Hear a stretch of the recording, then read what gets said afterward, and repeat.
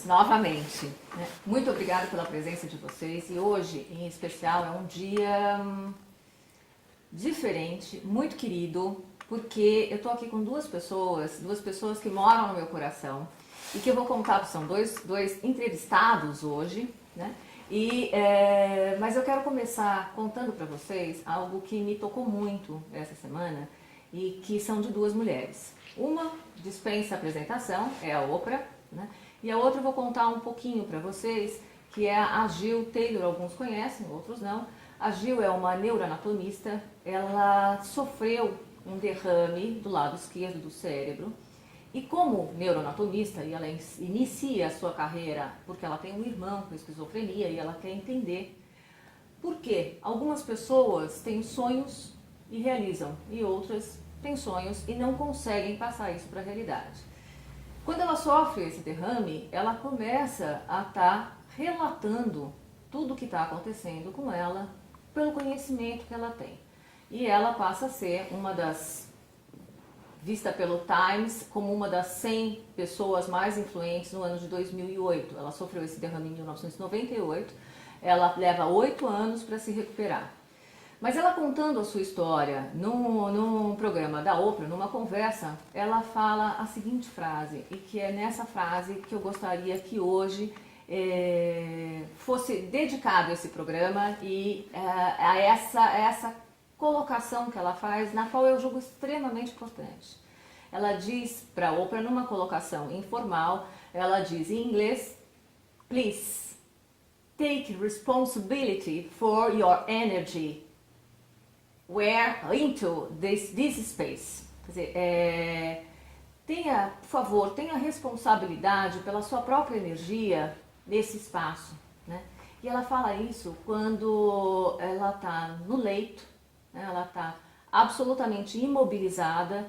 O lado esquerdo do cérebro é o lado onde a gente tem a comunicação externa e ela sente a presença de todas as pessoas. Ela sabe quando as pessoas a respeitam ou não, médicos, familiares que entram nesse quarto e que passam, né, como se ela não existisse. E ela percebe tudo isso e na sua recuperação total ela modifica o foco científico dela e a passa então a ajudar as pessoas e toda a referência que ela tem da ciência médica. A Oprah, a hora que ouviu isso, ela eternizou essa frase, né? Ela passou a colocar em todos os ambientes em que ela fala, como um fundamento para ela, a partir daquele momento, e entender que é real. A nossa comunicação não é só verbal. Nossa comunicação é de uma expressão inteira do corpo e ela se expressa através da energia. Hoje nós vamos estar aqui com o psicanalista junguiano, Marcos Callia agora, falando sobre sonhos. Sonhos desejados, sonhos sentidos, oníricos, né, aqueles que nós temos à noite. E sonhos é uma dessas expressões. A outra, nós vamos estar no outro bloco, arte, né, é onde a gente comunica e especialmente comunica algo que está muito interno, né, que faz parte da nossa vida. Muito bem-vindo, Marcos. Obrigada por estar aqui no Mulheres que Fazem, aqui na WNTV. Então, Beth, acho que é um prazer estar aqui com você, uma amiga já antiga, e que já teve comigo alguns dos meus trabalhos, né, no México, enfim. Então, acho que é um prazer aqui estar com você. E fazendo o link com o que você estava abrindo o programa, assim, que importante isso, né, a responsabilidade que a gente teria que ter com as nossas vidas, com as nossas energias, como você trouxe, né? Como ela trouxe, como você falou. Enfim, essa responsabilidade deveria ser uma dos carros-chefes da nossa vida, porque só de imaginar, né, de 280 milhões de espermatozoides naquele momento, você ser esse sorteado para estar aqui nessa vida, quer dizer, vamos lembrar que isso deve ser uma coisa muito especial. E a gente vê, né, nesse curto espaço de tempo, nós encarnados aqui na Terra, quer dizer, como essa energia que tem todos os seres humanos, assim, uns mais, outros menos, como seria importante não desperdiçá-la e como seria importante importante você poder viver e conectar com, né, com o que a gente poderia dizer com a sua alma, com o seu self, com dimensões mais profundas do seu ser.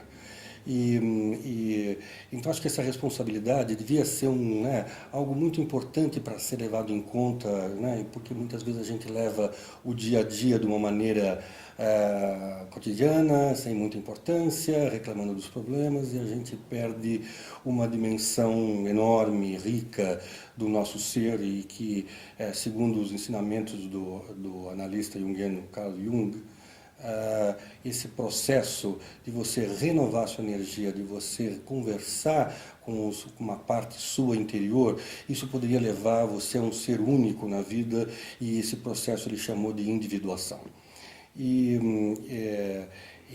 Enfim, talvez tenha várias maneiras para a gente, né, tentar esse diálogo interno. E, assim, eu pego com uma coisa muito importante, e talvez até fácil acesso, seriam os sonhos, porque, de alguma forma, a gente pode pensar que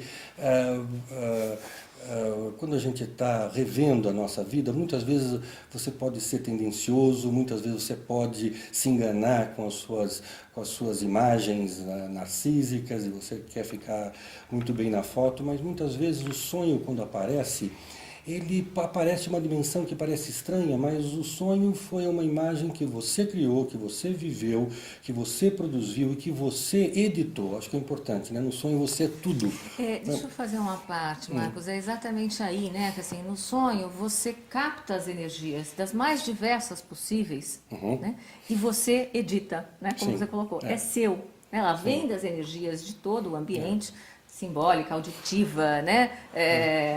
Visual, mas quem edita é você. Muitas vezes você pode captar até questões do mundo externo, assim, ou seja, né, que você pode ter um sonho e esse sonho realmente ver com a pessoa, mas eu acho que a primeira importância tem que ver assim, o que essas imagens são suas.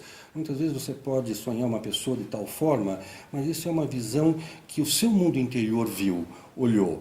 Então essa edição é importante, né? Porque como se fala, se você é o produtor do filme, você é o ator principal, você é o diretor, você é o protagonista, enfim. Você tem vários papéis, assim, e talvez uma das artes, assim, para esse diálogo e para dar valor e compromisso e responsabilidade pelas nossas vidas, assim, o sonho é um dos caminhos. Se você de manhã examinar suas imagens, né, escrevê-las ou guardá-las, né, alguns dias, e depois revê-las e ver, né, e se perguntar o que são essas imagens, por que elas estão aqui, o que eu sonhei, isso já vai ser um exercício importante para manter uma conexão e um diálogo com a vida interior. Logicamente, assim, eu como analista, eu dou uma importância muito grande para os sonhos, porque essas imagens que a gente fala que vêm dessa dimensão do inconsciente, elas apresentam símbolos, esses símbolos através do ego, que é a parte mais consciente do ser humano, assim, essa conexão e esse ego tentando entender e digerir e viver essas imagens, assim, logicamente a vida interna aumenta e o crescimento é proposto. Para a análise junguiana, a saúde a diferenciação e o desenvolvimento é importante. Na vida, o self impulsiona através do que a gente chama dos arquétipos. Depois a gente até pode falar um pouco mais, mas impulsiona a vida para essa conexão maior e para você reativar via esses arquétipos que eu falei, que são essas imagens primordiais. O ser humano carrega, quer dizer assim, esse arcabouço da experiência dos humanos em vida, talvez até mais antiga, talvez seja até mais assim vindo também do mundo animal, mas esses arquétipos assim vão atualizar com o centro da consciência, e esse diálogo com esses diversos arquétipos que vão estruturando a vida vai aumentando o diálogo com você. E o próprio conhecimento, né, Marcos? Você colocar um pouquinho para o web espectadores, assim, quando o Marcos está falando de arquétipos, né, de termos que a gente utiliza mais na clínica, mas eu vou dar um ganchinho para vocês, que é aquele momento que você fala, era isso, né? Muitas vezes você vê na própria clínica, e dá uma satisfação profissional ver a pessoa crescendo, quando ela identifica aquilo que ela produziu com algo que faz muito sentido na vida dela. Tá? Então são esses símbolos, e que está muito nessas expressões. Você concorda, Marcos? Assim, puxa, era isso? Como eu não vi? Né? É o que a gente chama do insight, né? Ou mais popularmente, caiu uma ficha, né? De alguma coisa que estava para lá para acontecer e muitas vezes você não entende e de repente vem uma clareza que o símbolo traz essa clareza. O símbolo, quando se constela né, na psique, ele dá esse ar luminoso, é como se fosse um brilho, uma luz, né? Quer dizer, que isso são as pequenas ampliações. E tem momentos que, através de um sonho, através de uma vivência, né, qualquer que seja ela, uma experiência da vida, muitas vezes vem esse conteúdo enorme, né, que muitas vezes até faz com que você mude o rumo da sua vida. Quer dizer, no consultório a gente vê isso, muitas vezes, isso que você falou é muito frequente, quando você aponta alguma coisa ou vive algum desses símbolos e a pessoa capta e fala, nossa, quer dizer, eu não estava me percebendo. Né, e às vezes esse diálogo, né, que a clínica pressupõe, uma pessoa coloca e relata um sonho e passa-se um tempo num processo e de repente o analista vai lá e fala alguma coisa, a pessoa fala, opa, né? Ela já tinha esquecido do sonho, mas ela consegue resgatar por essa energia simbólica que o sonho representa na vida de cada um. Com certeza. Não é? Com certeza. E assim, bom, esses ensaios, quando você conta um sonho, é interessante também prestar atenção, eu acho que isso é um dos focos que eu sempre trago na abordagem dos sonhos, que muitas vezes quando você conta o sonho para alguém, se a gente perceber, você se distancia das imagens do sonho. Você conta o sonho como se fosse, olha, no passado eu tive um sonho, parece até que não foi você que teve o sonho, foi um ser, você que está na terceira pessoa, que teve um sonho, viu aquelas imagens. E isso muitas vezes traz um distanciamento desse material onírico que é seu, que é a sua conexão. Então muitas vezes assim, tem algumas técnicas modernas de abordagem do sonho. Você pede, por exemplo, para o cliente, para o paciente, ele contar esse mesmo sonho no presente, como se estivesse acontecendo agora. É como se a gente pudesse trazer o símbolo mais vivo. E muitas vezes até de olho fechado, para você perder a conexão do ego que quer controlar, que quer ver. Então muitas vezes algumas macetes assim, para você poder abordar o sonho, você já traz a emocionalidade do sonho. Porque isso é importante, Beth, assim, essa edição onírica, que a gente está chamando de sonho, ele é feito por imagens puramente emocionais, é emoção, assim, são milhares de imagens que você tem durante um dia, e essa edição pega coisas do passado, coisas do presente, coisas que vão acontecer, coisas possivelmente do futuro, porque no inconsciente não existe o tempo nosso cartesiano, existe um tempo atemporal. Então, sim, você poderia captar algumas coisas no futuro, né, captar outras dimensões, assim, ter soluções criativas a respeito dessas suas imagens, assim, e isso dá uma vivência de uma criatividade, né, nessa vida interior. E a gente volta a essa ideia, né, da energia. Assim, o sonho e a riqueza que esse elemento da vida divinamente humana nos traz para nos conhecer. No próximo bloco, eu vou buscar um pouco o Marcos aqui para a gente aproveitar a presença dele e falar da incubação dos sonhos, que é outra coisa extraordinária. Aguardem.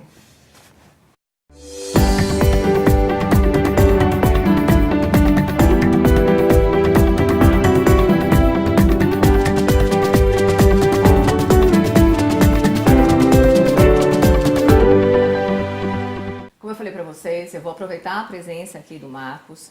Eu mesma fiz, e vocês vão entender por quê, porque eu tive que repetir 2 vezes um trabalho que ele realiza, que chama-se Incubação dos Sonhos, e que é um grupo seleto, especial, mas aonde isso que nós estávamos nos referindo ao bloco anterior, que realmente traz uma riqueza na tua essência enquanto indivíduo, você verifica isso no coletivo. E é algo extraordinário, né, Marcos? Enfim, quer dizer, incubação de sonho é um nome de um trabalho que estou dando agora para é um trabalho moderno de abordagem de sonhos.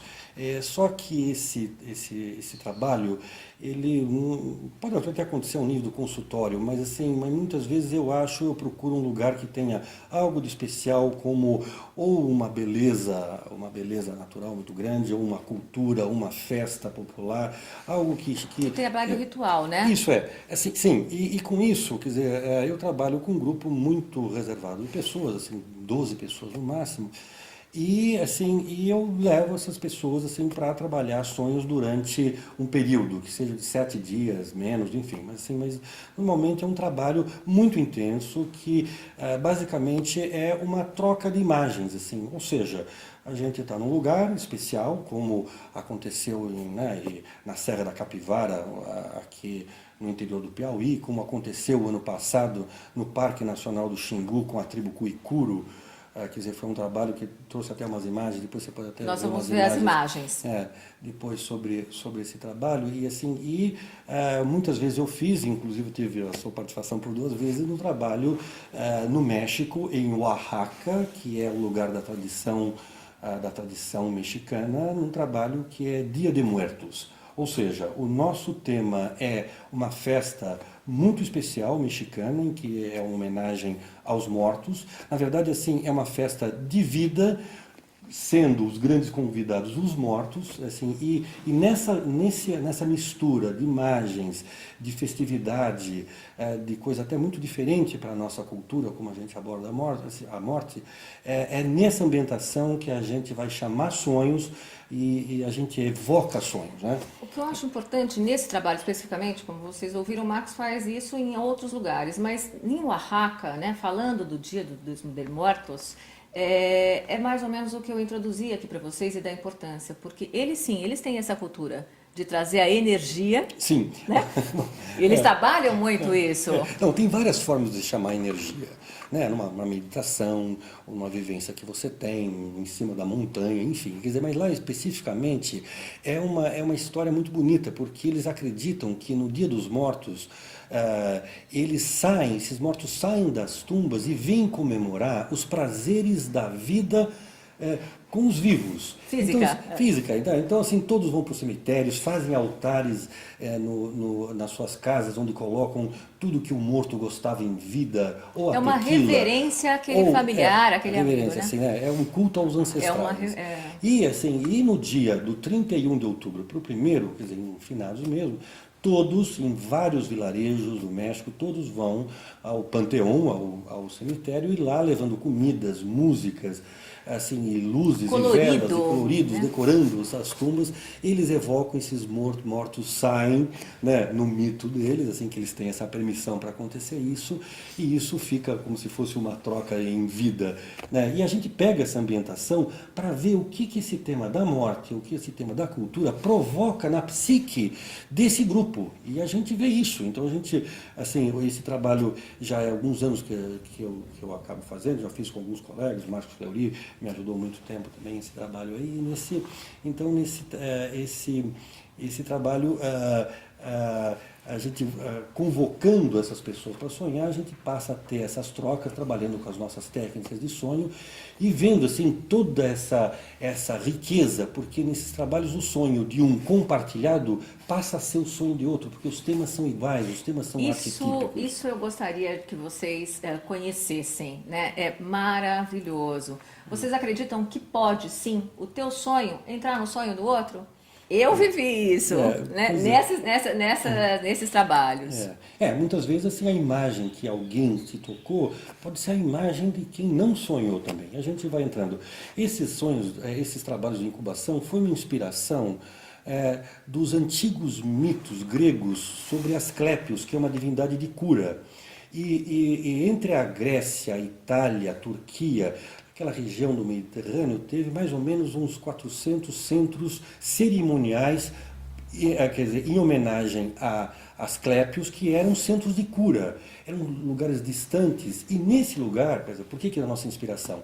Era um lugar que eram verdadeiros spas da antiguidade, porque você tinha o teatro para expressar as suas emoções, você tinha os banhos, comidas especiais, e você, uma vez preparado, você ia a um lugar sagrado, que se chamava Abaton, para ter um sonho com a divindade. Então, assim, então a cura era feita através dos sonhos. As primeiras técnicas de cura vêm pelo conteúdo onírico, quer dizer, como se ali fosse a expressão, né, da sua alma, do seu interior e das suas dores, e, enfim, e assim, acho que inspirado né, nesses rituais e nesses mitos, assim, nós bolamos uma maneira de fazer um ritual moderno, coisa que na nossa cultura está, né, em falha. Mas né, moderno e com todo respeito a esses ancestrais, porque o Marcos trabalha, né, esses trabalhos especificamente são com os xamãs zapotecos, mas acho que você tem todo,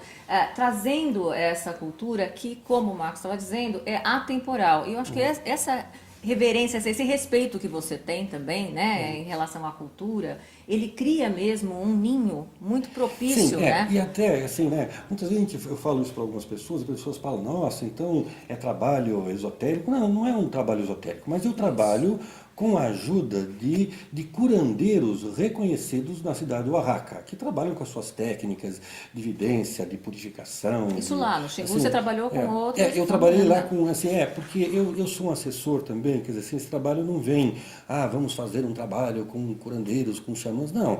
Assim, né, acho que é embasado todo, né, dentro da psicologia analítica, e assim, eu tenho também trabalhado junto à Unifesp, né, num grupo que a gente está, pelo menos, estudando etnopsiquiatria, uma psicologia transcultural, em que a gente dá, sim, o valor, né, com essas, né, as técnicas ancestrais, a gente consegue pelo menos um diálogo. E lá em Oaxaca a gente faz isso. Então a gente, assim como eles nos ajudam a evocar os sonhos, porque a gente vai, você lembra, a gente vai, né, numa pirâmide, lá os curandeiros eles fazem o seu ritual para pedir a proteção dos sonhos para suas entidades oníricas e depois, então, do lado da psicologia, peço para o grupo assim, olha, vamos dar um crédito e vamos pedir para sonhar essa noite. E no dia seguinte a gente abre as sessões com vários sonhos e que vai ser o material do trabalho por 7 dias acontecendo e toda a festa e todas as trocas que um grupo que se propõe a entrar no inconsciente pode alcançar. Né? Esse é o trabalho de incubação de sonhos. Vai ter agora no próximo outubro, novembro, nós vamos fazer mais uma dessas incubações de sonhos. Assim, né? Em Oaxaca também? Em Oaxaca, vai ser em Oaxaca, que é um lugar que é muito um lugar especial. muito especial. Pela comida, pela tradição, né, e pelo lugar, quer dizer, assim, cheio de assim, pode mesclar também um turismo muito específico, né, quer dizer, com comidas muito típicas e uma vivência no cemitério, assim, né, de uma maneira muito oaxaquenha, né, como a gente costuma dizer. Na verdade, gente, eu diria para vocês assim, trabalhar com sonhos e em especial como o Marcos trabalha, é uma grande viagem. É uma grande viagem. Nós tivemos agora gostosa. esse trabalho que está sendo aí um documentário aí, que acho que foi um trabalho muito importante. Fala um pouco desse documentário. Então, porque assim, essa mesma incubação, quer dizer, eu acabei fazendo isso no Parque Nacional do Xingu, a convite de um cacique que se chama Fucacá, da tribo Cuicuro, que está muito preocupado com a questão da feitiçaria na aldeia. Então ele me chamou para fazer para dar um parecer, para conversar com eles sobre essa questão. Eu já tive muitas vezes no Parque Nacional do Xingu, já cuidei de alguns índios nessa maneira transcultural entre a psicologia, a psiquiatria e os xamãs, os pajés do Xingu. Então esse convite veio para a gente dar alguma luz, algum entendimento para o que está acontecendo na aldeia, e isso é um trabalho que a gente está feito junto ao Unifesp, para tentar entender e ver essa dinâmica. E nesse lugar, nessa ambientação, eu levei algumas pessoas, inclusive alguns índios interessados, para a gente trocar sonhos numa aldeia indígena, dentro dessa ambientação de pajés e de feiticeiros. Os feiticeiros a gente nunca vê. O feiticeiro é sempre sobre uma suposição ou acusação no Xingu. A gente não vê o feiticeiro, mas o pajé, aquele que é o healer, o curador, ele trabalha com a gente viu o trabalho dele, a gente viu algumas pagelances, algumas dessas curas importantes, que a gente tem acompanhado no Xingu, algumas delas, assim, mas lá na vivência a gente teve algumas, porque só o fato de estar um médico que eles conhecem, reconhecem, e o pessoal como o Douglas Rodrigues, a Sofia da Unifesp, estarem na aldeia indígena, isso aflui muitos doentes para a gente examinar, para a gente ver, para ver toda a queixa de feitiçaria, que isso é uma conversa longa, né, que possa... E a gente poderia estar aqui fazendo algumas. Eu vou deixar vocês, daqui a um minutinho só, algum segundinho, vendo essas imagens que a gente vai compartilhar, que o Marcos trouxe e fez lá no Xingu. Mas antes de ver essas cenas, eu queria suas considerações finais para os nossos web espectadores. Por favor. Então, eu acho que é isso, né? Eu acho que, dando continuidade ao programa, assim, que responsabilidade a gente tem, né? Quer dizer, com a nossa vida, com o nosso compromisso em vida, com o nosso crescimento, né? Para ampliar a nossa visão, quer dizer, para chegar um dia, né? Talvez velhinho, a gente possa olhar o mundo de uma maneira gostosa e poder passar ensinamentos e, assim, né? Como é o nome da autora? Nossa, o que você... A Jill Taylor. Ela, eu acho que com a sua deficiência, ela deve ter, sim, desenvolvido outras áreas. Com né? certeza. Outras áreas, inclusive, assim, né? Como está na moda falar um pouco, possivelmente, da pineal como um terceiro olho, que era, talvez, assim, né? Era uma das estruturas que orientavam muitos dos animais, e talvez até essas migrações e o cio e a reprodução de alguns animais vindo por essa glândula, talvez com uma suposição. Já ainda a gente vai fazer aqui só uma entrevista sobre pineal. Muito obrigada, Marcos. Tá bom, fiquem com as imagens e logo após o intervalo, vocês voltam comigo para conversar com Olívio Guedes sobre arte. Moldura do nosso trabalho. A moldura contendo todo o trabalho de sonhos, todo esse grupo dos brancos. Né?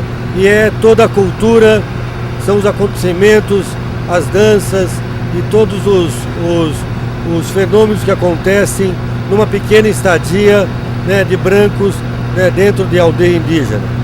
E ver como é o trabalho, né, de cura de uma outra cultura. E a possibilidade de se trabalhar junto, em alguns casos, de difícil resolução.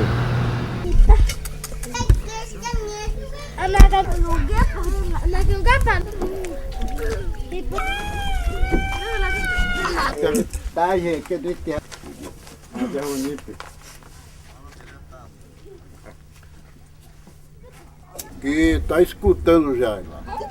Aí ele manda, verdadeiro filho, de filho espírito. Isso, Pajé curava, né? Muito, tirava muito vestido.